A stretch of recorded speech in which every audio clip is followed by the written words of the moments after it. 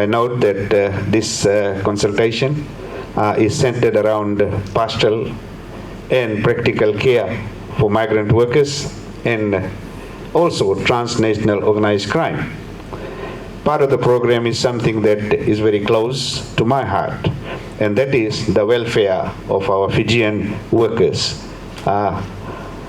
migrant workers.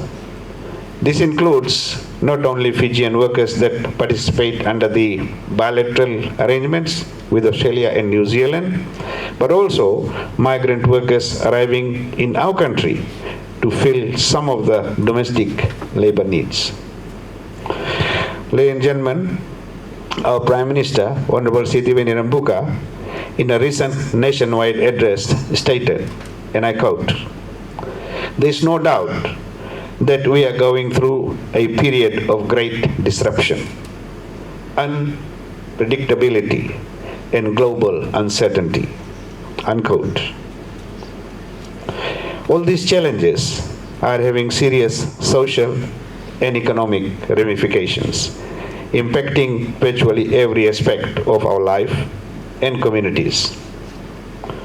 Ladies and gentlemen, your presence here this morning is a testament of your commitment and the need to work more closely together to collectively address these challenges. With the continued support from the Pacific Council of Churches, there is a need for everyone to re-evaluate and revive our basic human values, values that our elders and forefathers have taught us, values like love, kindness, respect, loyalty, hard work, and unity. Ladies and gentlemen, this week's consultation on pastoral and practical care for migrant workers and transnational organized crime will require everyone to participate with open minds based on the principles of our basic human values. Ladies and gentlemen, in noting that the opportunities, together with the growing challenges under the labor mobility programs, my ministry has recently developed a policy framework to try and address these challenges. I hope we will be able to share this with you later on. We have also just completed the appointment of our first liaison officer in Australia. And we are looking forward to appointing 2 more in the near future. We also are going to establish a toll-free line for our workers to be able to directly call and seek assistance from our liaison officers. And these liaison officers are also going to assist other stakeholders such as the church groups, the NGOs, the diaspora community, and others in providing pastoral care and welfare support.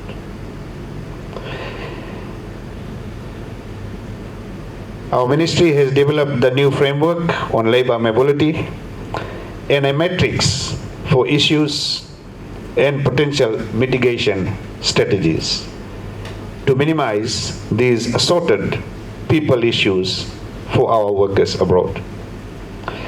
For all these efforts, I wish to place on record the coalition government's deep appreciation by saying thank you for all the support all those who are out there have been giving us all along. I wish to add that in our last visit to Australia, we met with our diaspora, we met with those who are assisting our people out there, and we found out that the invaluable support and assistance and guidance and care that they are being provided with is indeed wonderful. We also acknowledge that the commitment of our ministry alone is not and will not be enough. Thus, this is another opportunity for my ministry to continue to collaborate and seek technical support and assistance from our bilateral partners in combating our current challenges. Ladies and gentlemen, we have acknowledged that labor mobility is a global trend, and individual countries or governments cannot address issues and challenges alone. Therefore, gatherings and consultations such as this to share experiences and best practices and identify contributing solutions is the way forward. We need to work more closer with each other from village and community level up to national level, regional level, and global level. This will ensure that while we share experiences and best practices in pastoral and practical care, we are also combating transnational organized crime effectively.